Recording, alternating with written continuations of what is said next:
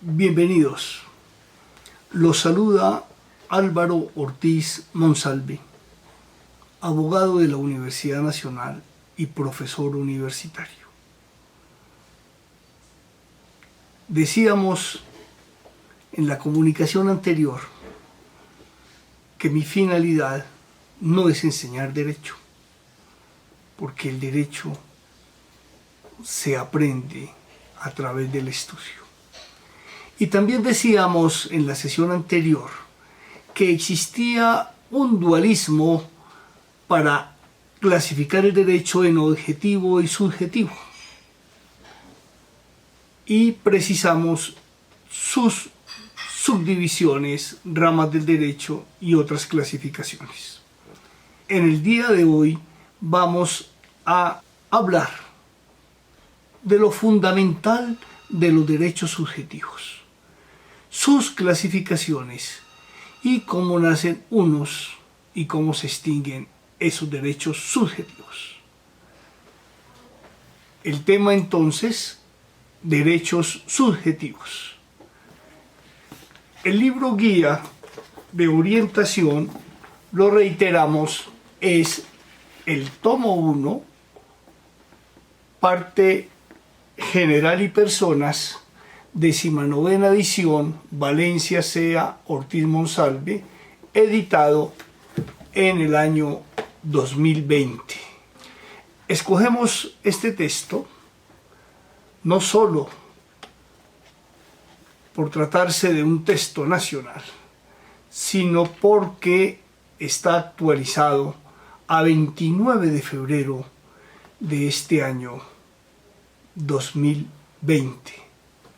Que muy difícil se va a olvidar en la historia individual, familiar y colectiva.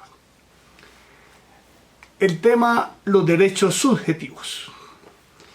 Para estos efectos, entonces, vamos a trabajar del libro, del tomo 1, el título 6, en sus 3 capítulos.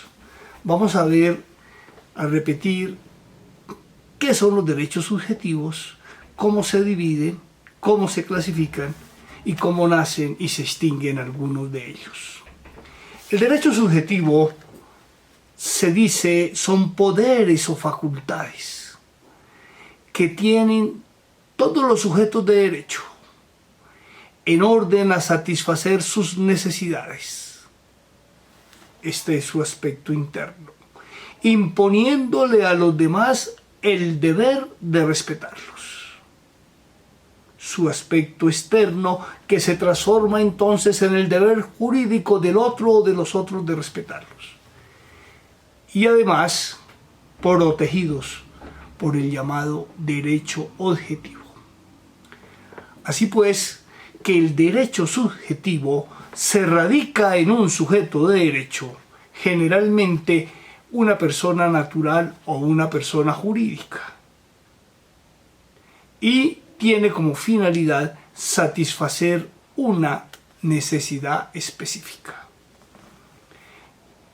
Esos sujetos son, como personas físicas, los seres humanos que van a tener capacidad de goce y capacidad de ejercicio, salvo la única excepción que queda en el derecho colombiano sobre esto último, es la de los menores de 18 años, porque, y en eso hay que tener presente las lecturas que se hagan, el año pasado se expidió la ley 1996 de 2019, del 26 de agosto, y otorgó plena capacidad de ejercicio como derecho fundamental que es a todas las personas que se encuentren en situación de discapacidad mental.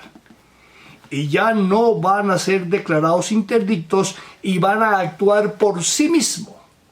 Lo único con el apoyo de otras personas que van a permitirle dar a conocer, comprender y hacer eficaz los actos y negocios que se celebren.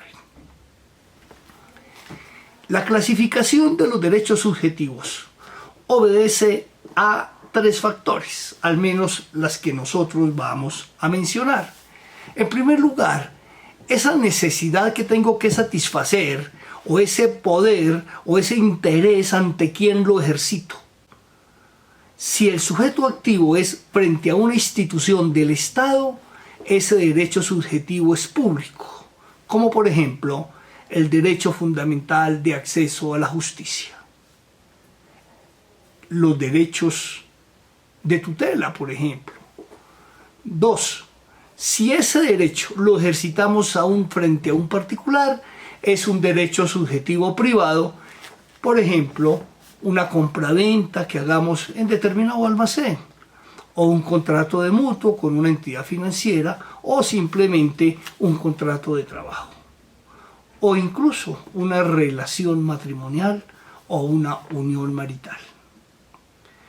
Segunda clasificación está referida a los efectos que produce ese derecho subjetivo. Decíamos que así como hay una titularidad y una legitimación, frente a ese derecho del sujeto hay un deber. ¿Quién debe cumplir ese deber? Si ese deber lo debe cumplir un sujeto determinado, decimos que el derecho subjetivo es inter partes o relativo. Ahora, si ese deber lo tiene que cumplir, mejor, si ese derecho mío debe ser respetado por todos, absolutamente por todos, identifíquense o no, se dice que es absoluto erga omnes. La tercera clasificación, que en realidad se desarrolla, está referida a si vamos a la sociedad y esa relación tiene por sí misma un contenido económico o no lo tiene. Si tiene ese contenido económico por sí mismo, si es valorable pecuniariamente y en consecuencia puede trazarse mediante contratos valorativos económicamente, estaremos en presencia entonces de los derechos subjetivos patrimoniales. Y si no, estaremos frente a los derechos subjetivos extrapatrimoniales. Empecemos por estos últimos. Estos últimos en realidad no tienen por sí mismos una connotación económica, pero los tenemos absolutamente todas las personas, e incluso sujetos que no son personas. Frente a estos derechos subjetivos no patrimoniales, la doctrina los ha dividido en derechos de la personalidad. Luego se llamaron derechos humanos y hoy en día, conforme nuestra Constitución Política de 1991, derechos fundamentales. Se tienen por el hecho de ser persona. Y además, se extinguen cuando se deja de ser persona, es decir, muerte, entendida como cesación de las funciones vitales, o también para ciertos derechos específicos cuando hay una sanción impuesta por el mismo Estado. Por ejemplo, la pérdida del derecho subjetivo de locomoción cuando la persona como consecuencia jurídica de una infracción penal, se le restringe esa libertad. El segundo derecho extrapatrimonial está fundado en la filia, en el afecto. Las relaciones la constituyen. En la filia, en el afecto, se fundamentan en las relaciones familiares de afecto. Padres, hijos, hermanos, o también, muchas veces, en una relación específica de contenido económico, como el derecho a pedir alimentos que existe entre los miembros de la comunidad familiar e incluso frente a quienes no hacen parte de esa comunidad familiar. Vamos a encontrar unos derechos que, siendo de esta naturaleza de familia o familiares, sí van a tener una connotación económica. Se van a regir en consecuencia por los principios y reglas de los derechos subjetivos patrimoniales. Son de esta naturaleza, pues, el derecho a pedir alimentos, entre padres e hijos, de ambas maneras.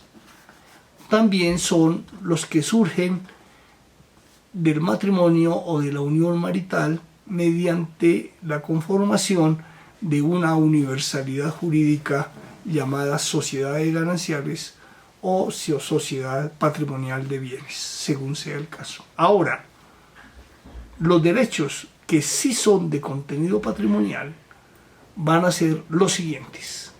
Los derechos que recaen sobre las cosas, llamados derechos reales.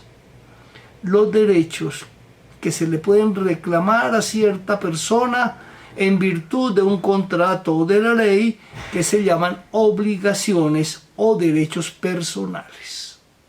Se repite, no confundirlos con los derechos de la personalidad. Estos, ya dijimos, no tienen valoración económica. Esos derechos obligacionales o personales también se llaman derecho de crédito. En tercer lugar, para el derecho moderno, no para el Código Civil, vamos a encontrar los derechos intelectuales, entre los cuales vamos a tener los derechos de autor y la propiedad industrial. Son de contenido patrimonial, aun cuando los derechos de autor tienen un componente llamado derecho moral que por sí solo no tiene una valoración económica y que existe a perpetuidad.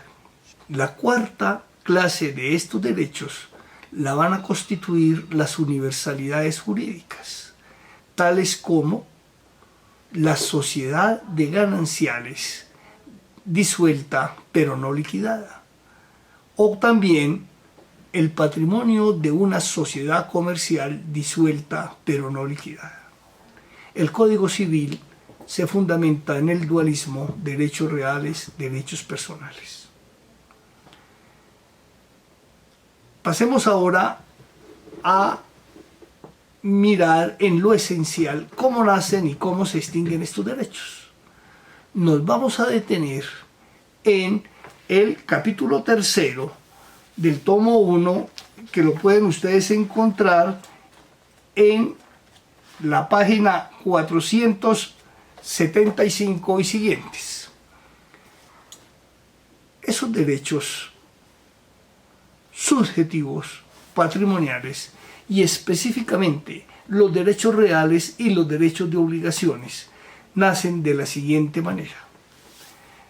Las obligaciones nacen en una concepción tradicional del contrato, del cuasicontrato, del delito, de la ley y del enriquecimiento sin causa.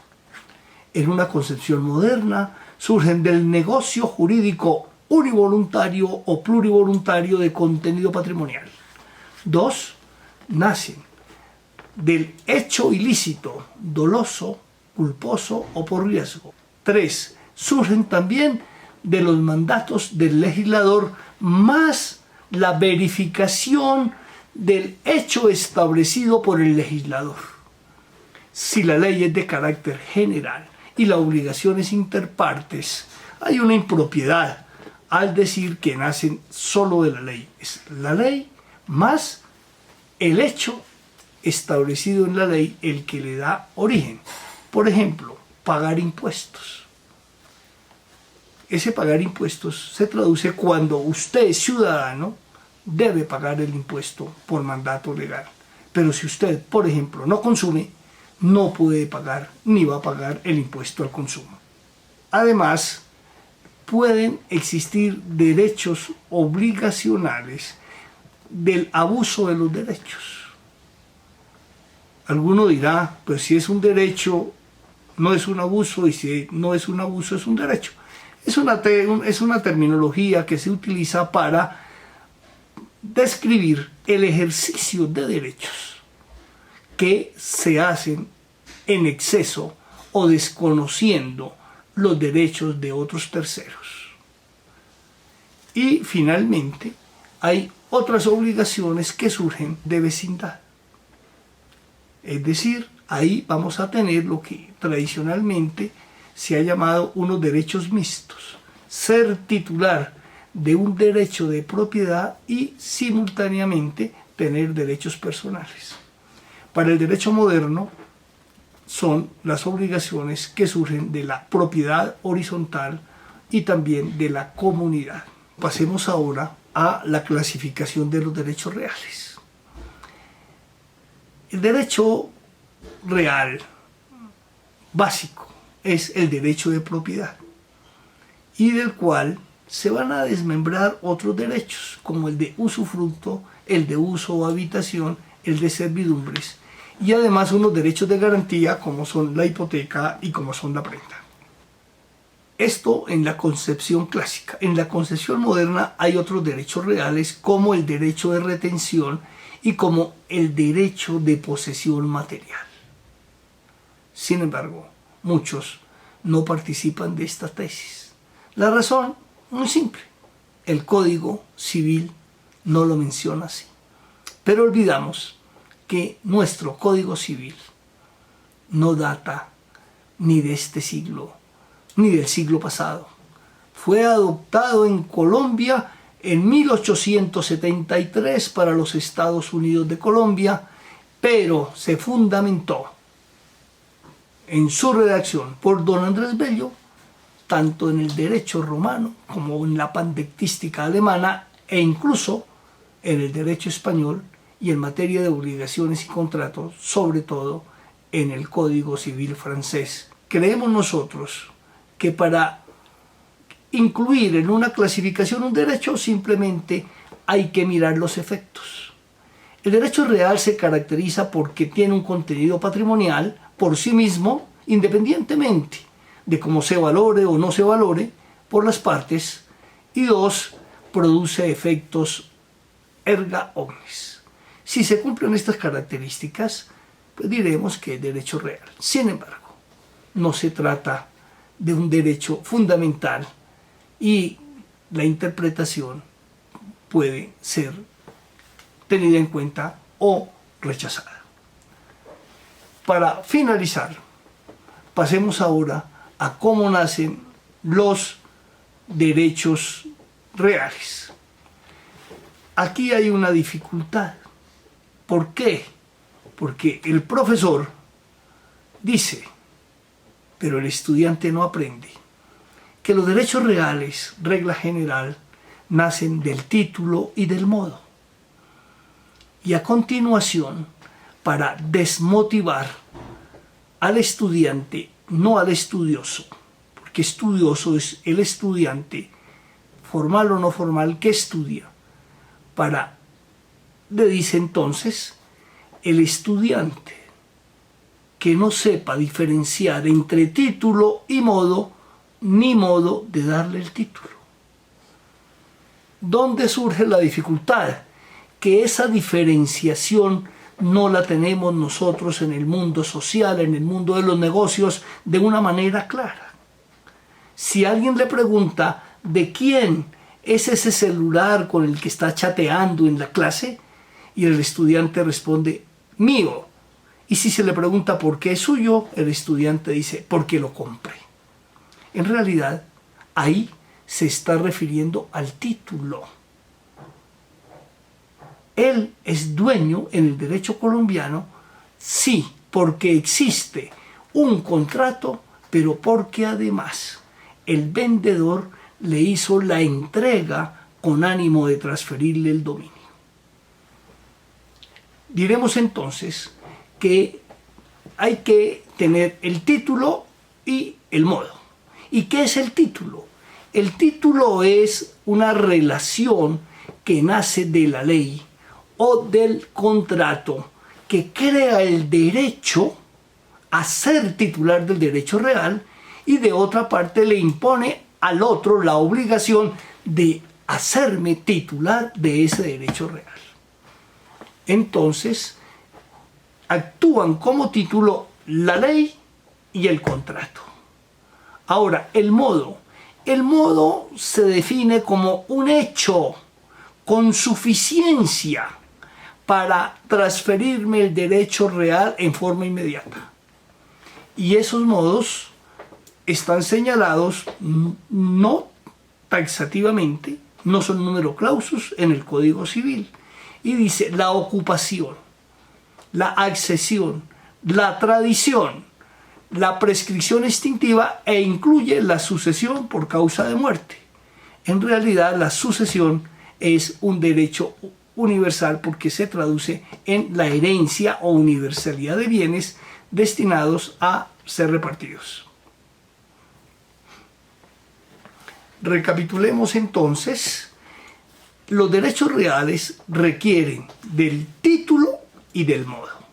Título, que haya una ley o un contrato que me den el derecho a ser titular del derecho real, a ser dueño. Y el modo es un hecho jurídico, de contenido material, en virtud del cual se me hace de manera directa e inmediata titular de ese derecho real. Pongamos entonces unos ejemplos. Si se compra un código civil, título, el contrato. Modo, la entrega material que se le hizo a esa persona que compró de ese código civil, con ánimo de hacerlo dueño. Y ahí vendría entonces la primera inquietud. Y si me lo presta, es decir, ese es un contrato de comodato, o si me lo arrienda, examinemos. ¿Qué derecho surge para usted? Muy similar al de propiedad. Utilizar, servirse del bien. Pero, cuando a usted se lo entregan, la otra persona no se desprende de su derecho de dominio. Fíjense cómo en el arrendamiento se entiende que hay que restituirlo, y lo mismo en el comodato. ¿Y por qué lo restituyo? Porque si yo soy dueño, no debo restituirlo. Finalmente, la propiedad es el derecho a usar y a gozar y a disponer. El Código Civil decía arbitrariamente. Este término fue objeto de una acción de control abstracto ante la Corte Suprema y posteriormente ante la Corte Constitucional. La Corte Constitucional dijo que ese término arbitrario debía ser declarado inexequible, inejecutable y en consecuencia retirado del ordenamiento jurídico. Y la razón, pues, es muy simple. Ese término arbitrario obedece a una concepción liberal individualista de siglos anteriores. Hoy, desde 1936 en Colombia, tenemos la función social de la propiedad. Si se entiende arbitrariedad como hacer lo que uno quiera con el bien, en consecuencia se desconocerían esos grandes principios que hoy siguen consagrados en la Constitución Política de 1991. En síntesis, hemos dicho que los derechos subjetivos tienen varias clasificaciones y que la más trascendente o la más usual para efectos prácticos es la de derechos patrimoniales y derechos extrapatrimoniales. Dijimos que en los derechos extrapatrimoniales tenemos los derechos de la personalidad, llamados también derechos fundamentales, o en alguna época se llamaron derechos humanos.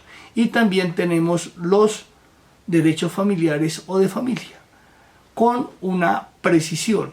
Hay algunas relaciones de familia que tienen contenido económico y en consecuencia se regulan por los derechos subjetivos patrimoniales. Y también dijimos que los derechos patrimoniales en el derecho moderno se dividen no solo en dos, sino en cuatro clases. Derechos reales o bienes, que son los que recaen sobre una cosa para usar, gozar y disponer de la cosa conforme los preceptos constitucionales. Segundo, los derechos personales o de crédito u obligaciones que por regla general producen efectos interpartes. En tercer lugar, los derechos intelectuales que no recaen sobre cosas. Por eso no los podemos dejar como derechos reales. Se protegen entonces los derechos de autor y la propiedad industrial. En realidad se reconoce la capacidad intelectiva, no por inspiración, sino por trabajo de creación. Y finalmente vamos a tener las universalidades jurídicas como el derecho de herencia y como patrimonios universales disueltos pero no liquidados. Los invito entonces a que vuelvan a leer y a estudiar el título sexto del tomo 1 sobre derechos subjetivos. Muchas gracias.